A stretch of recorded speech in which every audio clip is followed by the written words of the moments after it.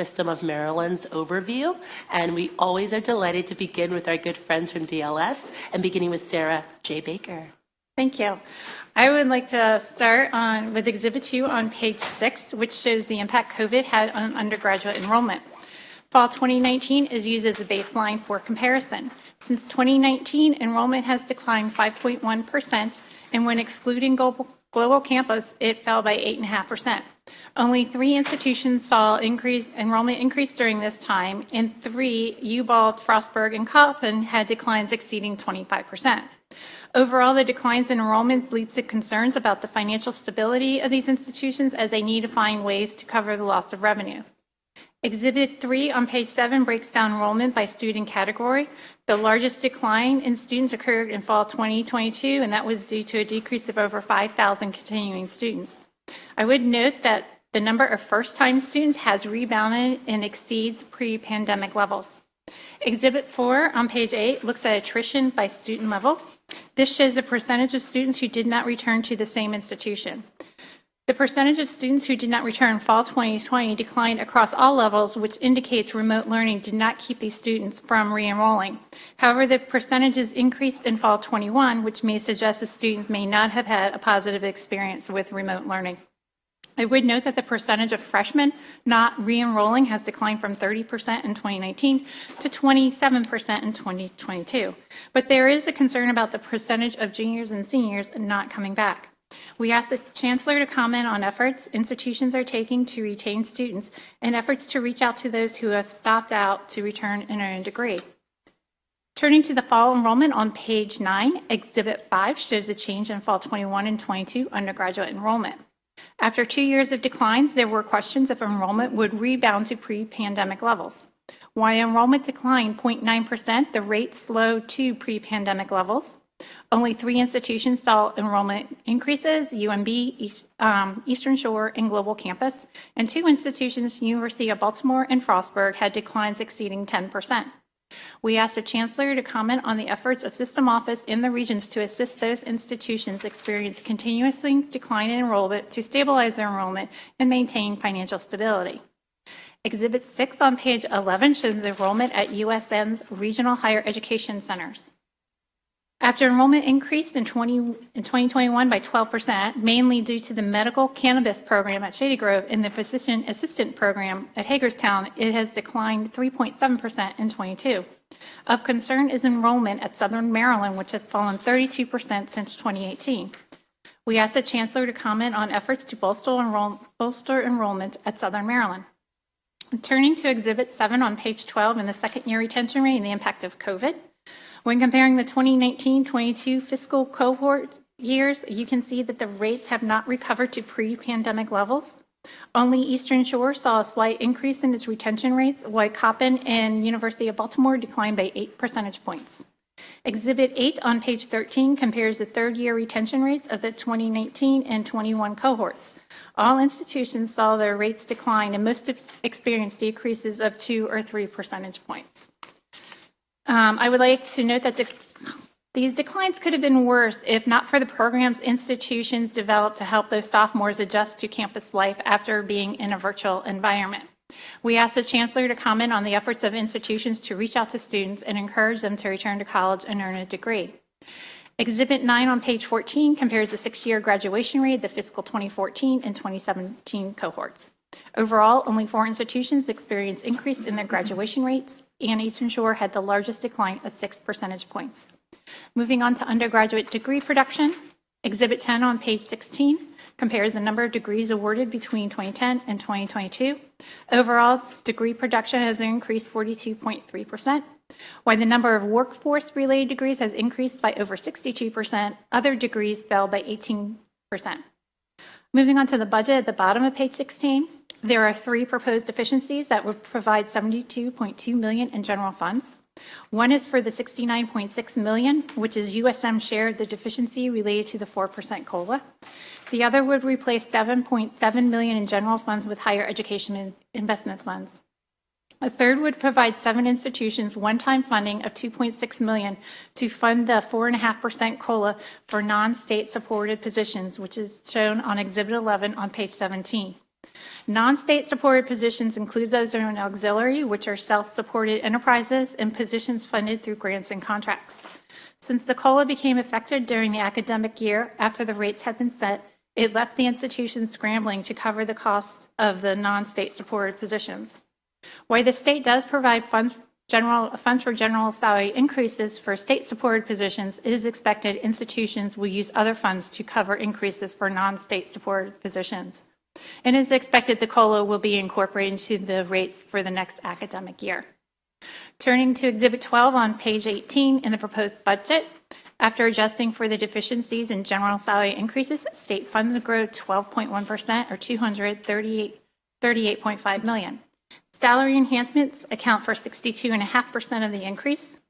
$28.6 million are related to several mandates, which are listed on page 20. This leaves $65.9 million of state funds to cover other costs or program enhancements. We asked the Chancellor to comment on how USM intends to use these remaining state funds. And just to note that the restricted funds decreased by $64.8 million, mainly due to the planned expenditures of $71 million of federal relief funds. Exhibit 13 on page 21 shows the unrestricted revenues and expenditures.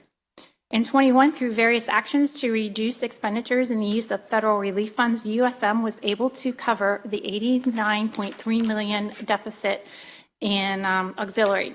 In 22, with the return of more normal operations, auxiliary revenues grew 71%, reflecting full occupancy of Residence Hall, resulting in USM ending 22 with a $152.9 million surplus. In 23, expenditures increased 13%, mainly due to general salary increases, while revenues grow 9.6%. This results in an operating deficit of $68.4 million, which is more than covered by the $102 million surplus in auxiliary revenues. Turning to personnel on page 24 in Exhibit 14, shows authorized and filled positions comparing 2019 to 22. Overall, the vacancy rate increased from 5.1% to 10.3%, with the largest percentage increase in vacant positions occurring in institutional support. Operations and maintenance of plants has a vacancy rate exceeding 16%, which reflects current hiring practices. I will now turn it over to Kelly, who will discuss the first issue on page 25. Thank you. In 2022, Global Campus sold its Largo properties to the Maryland National Capital Park and Planning Commission for $75 million and laid off 43 workers, saving another $5 million. These actions come after the approval of a $500 million advertising campaign in 2019. The campaign's purpose was to increase enrollment outside of the Washington, D.C., Maryland, Virginia area in the military. Exhibit 15 on page 25 shows the national marketing campaign budget. $55.7 million has been spent, and $16.5 million in total is budgeted for fiscal 2023 and 2024. The first year of the campaign yielded only 212 students. Global Campus has changed its marketing approach to backward integration, looking to expand its market share in places Global Campus has a physical presence. Global Campus should address the effectiveness of this new marketing strategy. Global Campus's business model is based on enrollment growth and a modest level of state support. Exhibit 16 on page 26 shows that for fiscal 2023, Global Campus is receiving the lowest state support per student at $1,021.03. The university takes a financial loss with the Maryland Completion Scholarship Program because it is an institutionally funded scholarship. UMGC took an $8 million financial hit in fiscal 2022. To continue to support Maryland students and be a viable business, Global Campus depends on economies of scale. The large enrollment keeps costs down because its operating costs are divided among the many students. Therefore, the university needs to continue to grow enrollment. Online education is a competitive market and continues to expand. Exhibit 17 on page 27 shows the growing number of online education institutions reported by the National Council for State Authorization Reciprocity Agreements, or NC-SARA. NC-SARA collects data on exclusively distance education enrollment. Exhibit 18 on page 28 shows that Global Campus is a top 10 school in online education and only one of 3 public universities on the list. But Exhibit 19 on page 28 shows that it is the only school in the top 10 with higher in-state enrollment than out-of-state enrollment. Global Campus should discuss its financial outlook and how it can compete with private universities. And Sarah Baker will cover the next issue. Okay, the issue 2 of prison education program starts at the bottom of the page. Beginning this July, Pell Grants will be available to incarcerated individuals in prison with eligible prison education plans.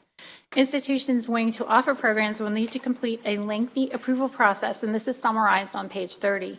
And one of the approvals that is needed is from the Department of Public Safety and Correctional Services. In addition, Correctional Service is required to make a determination after an initial 2-year period if the program is operating in the student's best interest. Without this, an institution would not be able to award a Pell Grant.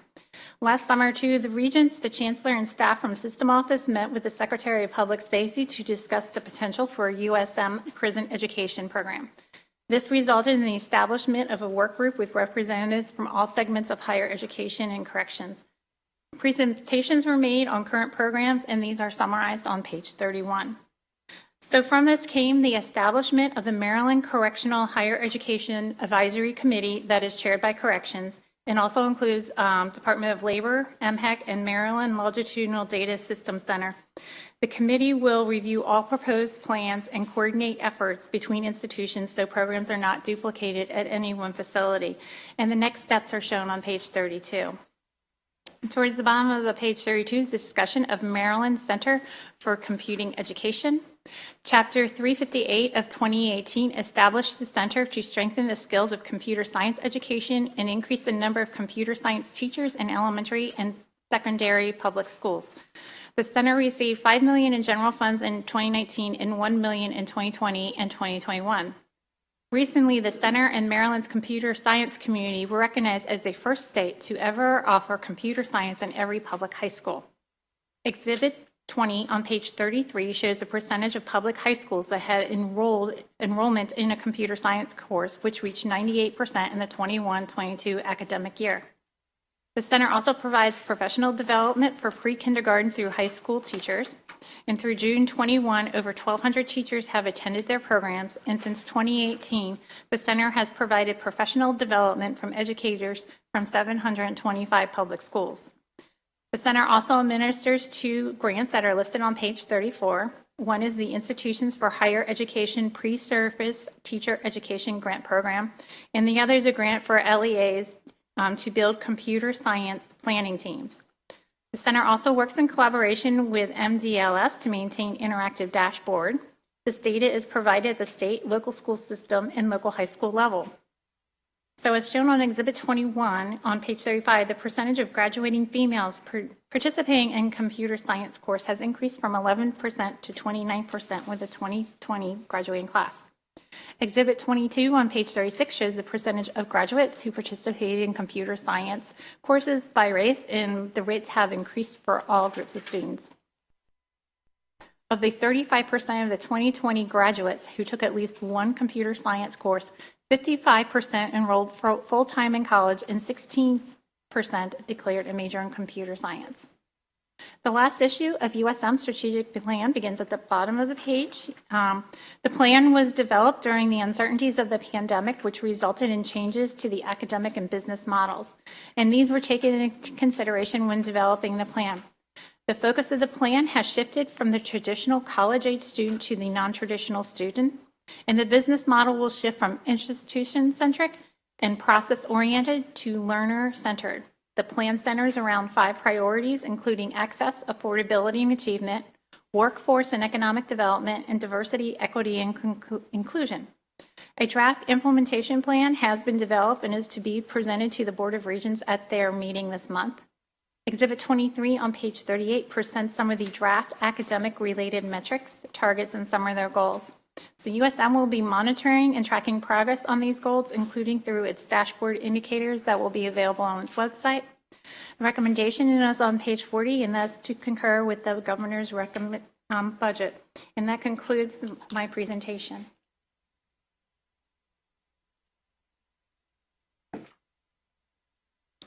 Thank you, Sarah. Thank you, Kelly, for a very comprehensive, summary of a very big system. So we thank you. If you could just pause for a moment. Are there any questions from the subcommittee for our analysts today? Looks like you're off the hook. Thank you, ladies. At this time, we'd like to call Chancellor Perman, as well as President Fowler and all other related representatives that will be providing responses, as chairs are applicable. Might have to do a brief rotation as needed. Thank you, Chancellor. It seems like it's been so long since we've last seen you in that very chair. I'm sorry. No, the pleasure is ours and the floor is yours.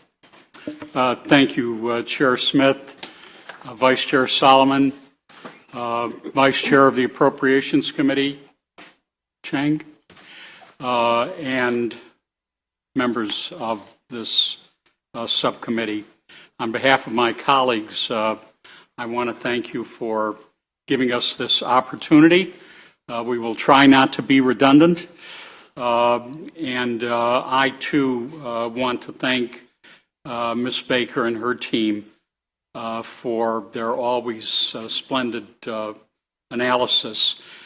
With me at the table, I'm delighted to have Ms. Linda Gooden, who is the chair of the USM Board of Regents and provides us great guidance in all the work that we do. I also want to recognize at the end of the table Dr. Allison Rinn, who is our new Senior Vice Chancellor for Academic and Student Affairs. She comes to us from the great state of California and the California State University system, which is by far the largest public university system in the country. She will bring us great wisdom. But that means that we are saying so long to Dr. Joe Boffman, who you all know, and who is retiring from the Senior Vice Chancellor role at the end of this month. Joe has done extraordinary work for the citizens of Maryland. And my colleague, Ms. Ellen Herbst, who's Senior Vice Chancellor for Administration and Finance. I thank them all for joining me. And as you pointed out, Madam Chair, I have with me my esteemed colleague, UMGC President, Dr. Craig Fowler, who is going to be responsive to the questions that the analyst raised. Before I segue to the requests for comment by our analysts, I want to say that we unreservedly endorse the governor's FY24 allowance. And I need to thank all of you for this steadfast support which you show the USM and public higher education. You know that college matters. And we're, as you heard in the strategic plan, making sure it matters to all Marylanders. We intend to be the preeminent public higher education system in the country. We've got a pretty good head start on that. And we intend to commit to that. And with careful analysis, the strategic plan takes us 10 years, and it forecasts that we are going to grow over that time by 10,000 students. So we're optimistic about higher education and our responsibilities to make sure that it serves the student. I think you also heard in the analyst's comment that too much of higher education, writ large, has been focused on what's good for the institution, what's good for its faculty and staff, what's good for its chancellor. That's all fine. But we're centering our focus on the student. We are going to be more student-centered than we ever have been. Let me go into the comments that were posed by DLS. First of all, I've been asked to comment on efforts we're taking to retain, ideally, all students and to re-engage those who've stopped out of their education. I would share with you that the system's second-year retention rate is 83%. That is above the national average. As are our four-year graduation rate of 53% and our six-year rate of 71%. So the majority, and often the vast majority, finish. In fact, our four-year rate is at an all-time high, meaning more students are spending less time and money in their pursuit of their degree. And I simply need to point out that that also, ironically, becomes a stress on our enrollment. If we let them hang around for longer, good for the enrollment, not good for the student, not good for the state. So that's a factor that's compressing us a bit as we get through the consequences of the pandemic. So what do we do? What do we need to do as much as we can of? Academic support, student advising, financial aid, of course. Academic support. We are intensively offering across the 12 institutions and the 3 regional higher ed centers coaching, tutoring, peer mentoring, living learning communities. You know, those arrangements where students with common interests live together, can exchange ideas, work with specially picked RAs to make the time outside of the classroom also a learning experience. And you asked what the system does. This team meets regularly with our university leaders to ensure that those kinds of strategies are in place and producing results. Last week, yes, I used the term intrusive advising. It's no longer, if it ever was good, to say, listen, let me know if you're having a problem. Come in and talk to me. It's got to be at least bidirectional and maybe more. So our advisors get to know students early on when they come in, and the idea is to poke at them and say, how are things going? Not let me know if you're having a problem. Proactive, intensive advising, especially as they begin college, and especially in these times after the consequences of the pandemic. It's likely that students are going to struggle more, so we need to reach out to them first. This allows us to apply interventions earlier than usual, catch students in danger of slipping through the cracks.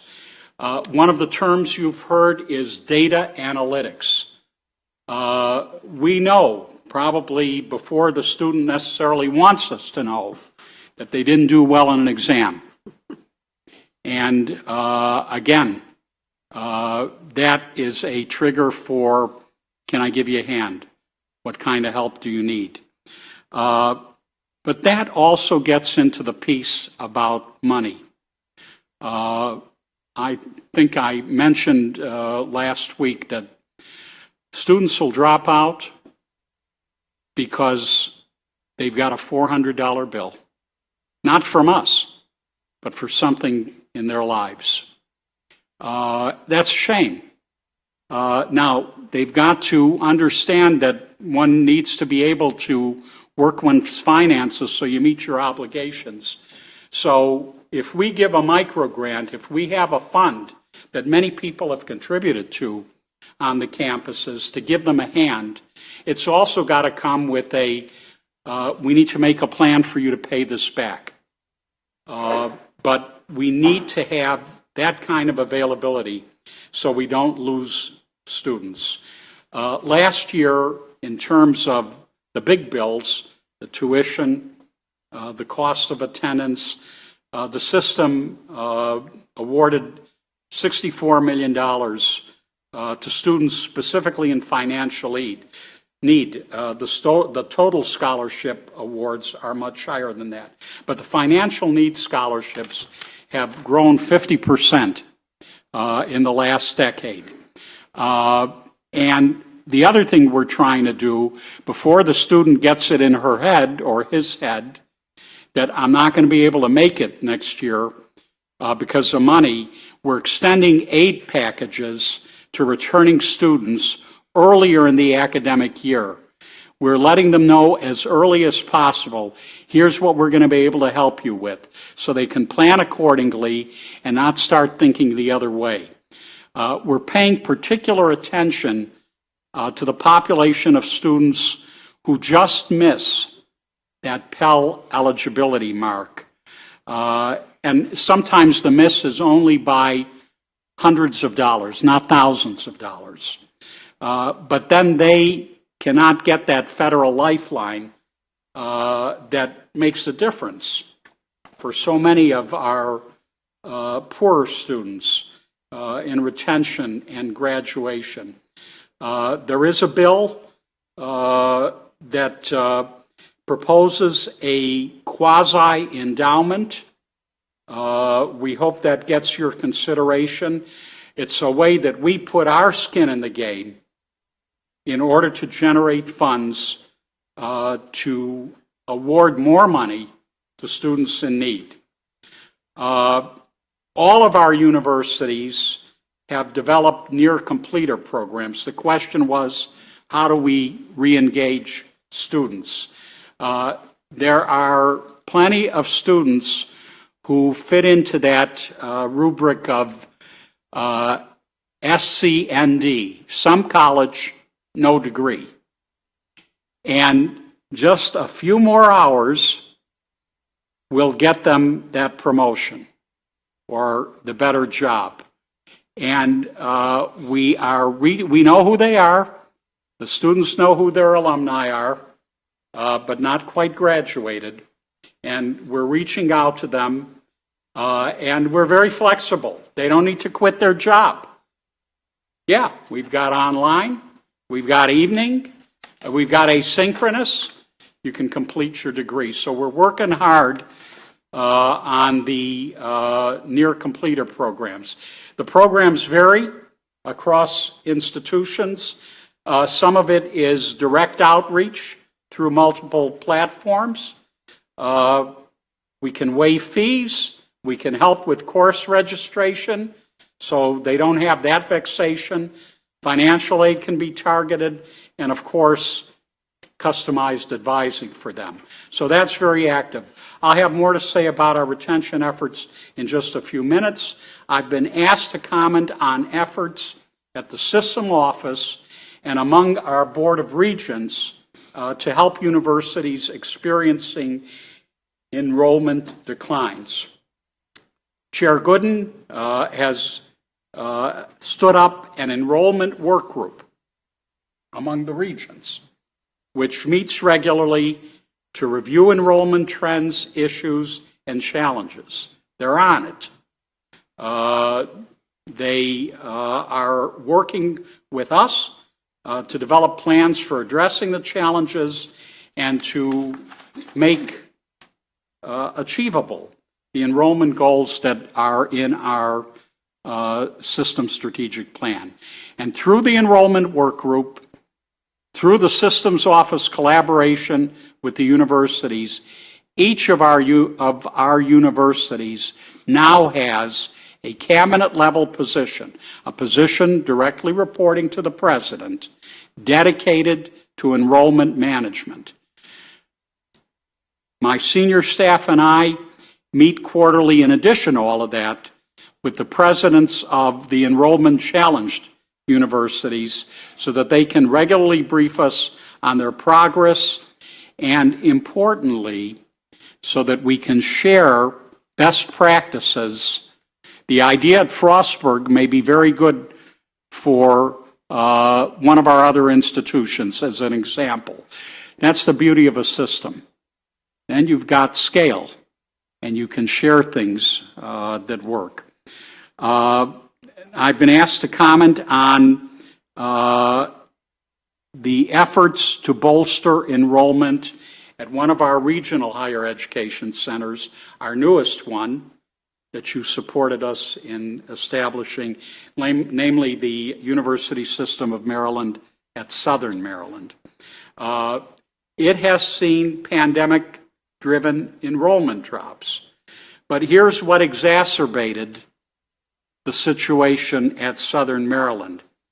When we took over, acquired that center, there were non-USM universities from here in Maryland and beyond that previously offered programs at the center.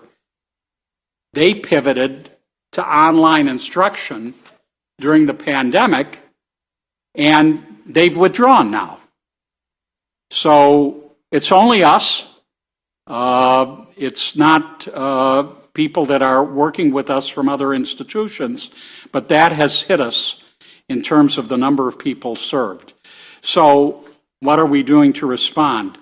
The regional center is working very closely with university partners to offer new programs starting this fall. I have to give Bowie State University a shout out because they're headed probably for at least 7 new programs at Southern Maryland, computing, teaching, nursing type programs. And the executive director meets regularly with the provosts of our other institutions. She knows the demand that's high in certain areas. And again, sort of as I alluded to a few minutes ago, we'll serve the student any way it serves them. We can do it. We can take the same course and offer it in person. We can offer it hybrid. We can offer it synchronous. We can offer it asynchronous. Each student probably has a different way of availing themselves of our programs. Now, the second approach, of course, involves working with the center's partners in Southern Maryland. The College of Southern Maryland, a very close partner, needs to be. The Tri-County School Districts, the Pax River Education Office, so that we can nourish student pipelines beyond what they are now. But those partnerships are going to change the student mix a bit, pivoting a bit from graduate to undergraduate. And, you know, undergraduate students have different needs, and they have more needs. And it's a very small staff at the RHEC in Southern Maryland, about 10 staff members. And that's something we're going to need to grow in order to recruit more students from the community college. Also, there is a great need for better serving underserved populations and providing them wraparound support. There's lots of opportunity in Southern Maryland, as many of you know better than I do. And there are many students, just as we've focused on, for example, in Baltimore City and in Prince George's County and in Montgomery County, who need that nudge at the 8th grade, the 9th grade, to get excited about college and let us help the local school systems with preparing them for college. Same need in Southern Maryland. I've been educated to that. And that is something that I see in the center's future. Been asked to comment on efforts to re-engage third-year students who stop out of their education. The pandemic has taken a toll on retention rates for all the reasons you need, for you know, for all the reasons that have pulled students back from college. They've got a sick family member. They need to earn money to help family or to help themselves. They have emotional needs that keep them from staying in college. These are pressures that have converged on too many students, especially the most vulnerable students.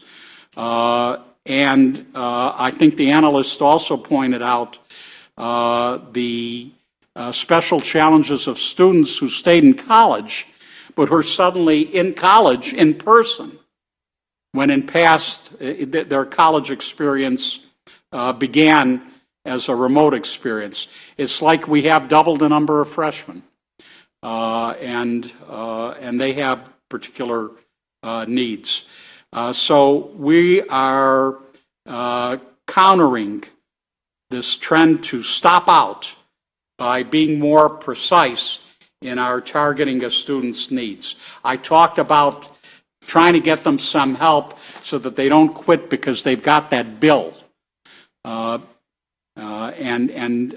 they don't know how else to deal with it. We've got a host of other programs that are focused on these student needs. I'm not going to read them to you. I just want to point out there's a heavy focus on mental health services. There's a heavy focus on food pantries. Students are hungry, too many of them. And there's a heavy focus on, for example, with regard to mental health services, they don't always come up 8 to 5. In fact, they often come up 2 in the morning, as you all know. So we've put a heavy focus on 24/7 services, where you can pick up a phone and talk to somebody. And I'm very happy with regard to, in a sense, truly stopped out folks, namely prisoners, that Ms. Baker has cited our prison education efforts. We are very serious about expanding what we're doing already among the institutions at Jessup, at Eastern Correctional. We have a lot of dialogue with the corrections system and with colleagues, hoping we can do something in the large prisons in Western Maryland. You all know the reason why. The data are irrefutable, and you don't even need tests of significance to recognize the difference between a prisoner who gets an opportunity to get an education starting while they're in prison versus somebody who doesn't. The impact on recidivism is immense, immense. And we see that as a responsibility of ours. I've been asked to comment on how the USM intends to use a projected surplus of $65.9 million in state funding.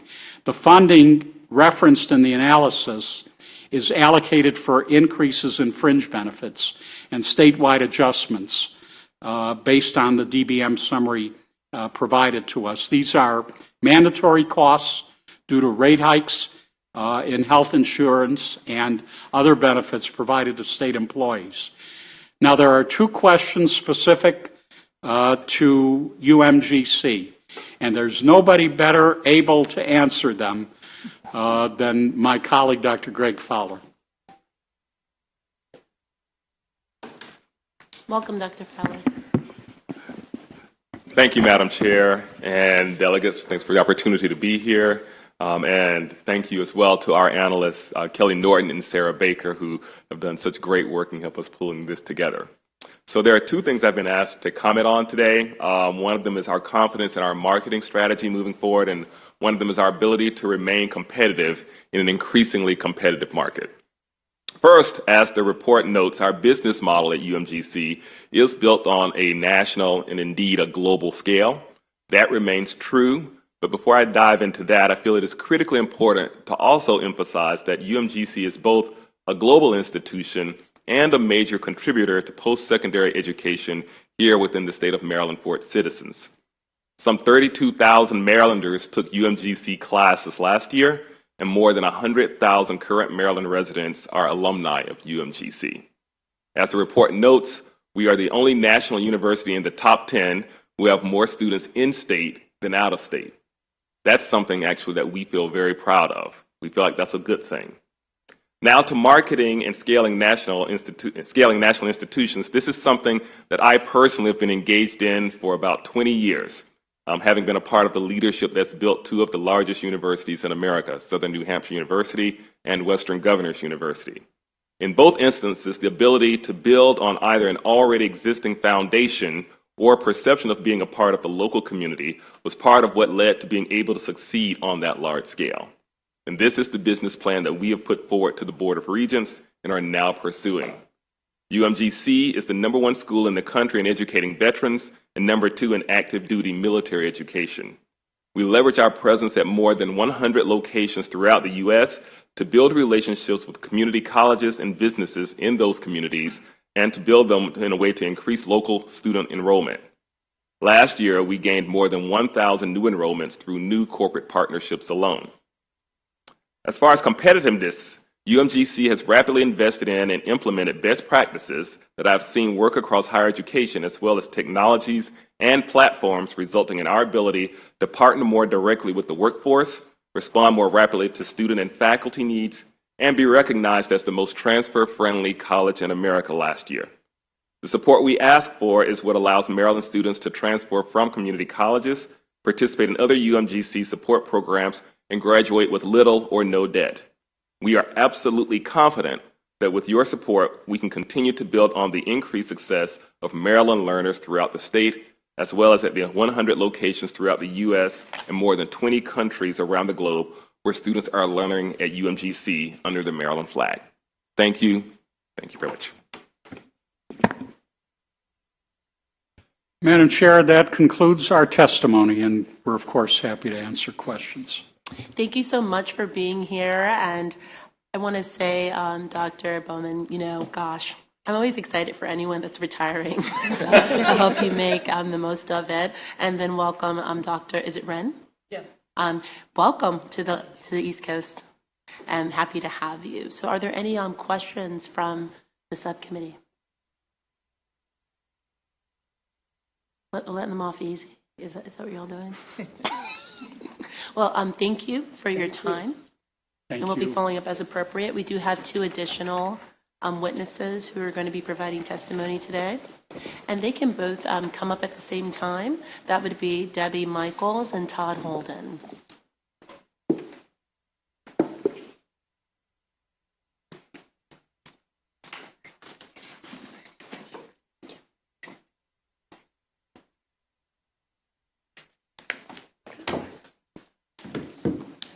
Good afternoon. We can begin with whoever you believe should go Excellent. first. Thank you.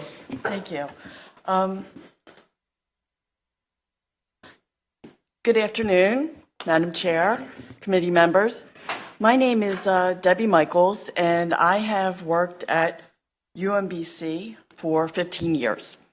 I'm a member of AFSCME Council 3, which represents almost 6,000 hourly and salaried USM workers at almost every school in the system. With over 80% of our members on state-supported PINs, we are grateful for the increased state support. We are hopeful that resources for increased frontline staffing and retention are factored into the upcoming budget, as we are often overlooked on our campuses. I want to begin with noting that we have 4 issues that I do not think have been touched on in this overview. I'll start with the first 2, and my union brother, Todd Holden, will touch on the other 2. First, the USM has a huge number of contractual and contingent workers. These are workers, both staff that work side by side with regular class employees like me. The difference is these workers have no rights, do not get state health benefits, nor do they have any retirement benefits or contributions. The last numbers that we have from the state system indicate that there are almost 5,000 of these workers. This indicates that the USM has a workforce that is 83% of the size of our unionized workforce that lack any worker protections or benefits. Second, health and safety continues to be a real challenge for the universities. During the pandemic, we had significant problems, and they refused to sign agreements with our union to protect the workers. We are also dealing with mold and mold-related sickness that has happened at almost all of our institutions, including College Park, where a student died, UMES, Bowie State University, and my campus, UMBC. These are two of the 4 issues that we hope to join with administrators and legislators as we work together to make higher ed happen. I thank you for this opportunity to testify today, and I turn it over to my union brother, Todd Holden. Thanks, Debbie. Chair Smith and members of the committee, thanks so much for this opportunity. I'm Todd Holden. I'm the president of ASME Local 1072, which represents about 3,400 hourly and salaried employees at the University of Maryland, College Park. And I've been an employee there for about 12 years.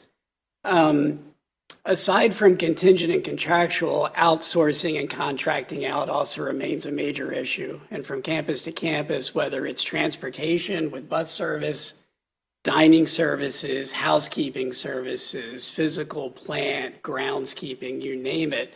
Our union is very disturbed by the trend that, when things get tough, they contract out and they don't actually find ways to either bolster a stable workforce that is union represented, or figure out ways in which, they can solve these problems through better retention policies.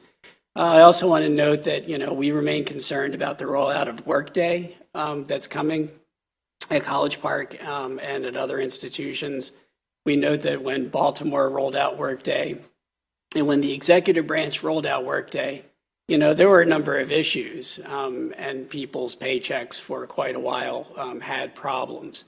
I just wanted to flag to you that, of course, HB 184 that's in this session will address for higher ed employees, at least, their ability to have redress when paycheck issues do occur, like other executive branch employees have. But we still think that, the coming issues that Workday may have are, if anything, being minimized. Lastly, I'd like to thank the General Assembly for passing the consolidated bargaining bill that we are enjoying the fruits of right now in negotiations with the USM towards a single contract for all higher ed workers. And again, we would like to continue to extend our invitation to the Chancellor and others to join us at bargaining, because it is going to be a long road. And I think that, especially with Governor Moore's election, the sentiment that we all should be moving together with common purpose, I think, is a really positive one. And I think that having negotiations that have a sense of unity associated with them would be fantastic. And with that, I'll take my leave. So thank you. Thank you. You might have saw me mildly triggered because I was in Workday at 5 a.m. in my other job. But thank you for your testimony. Are there any questions from the subcommittee? Seeing none, thank you for your time. Thank you. You're released to the remainder of your day. And I believe there's no other. And that concludes today's hearing. Thank you all for coming.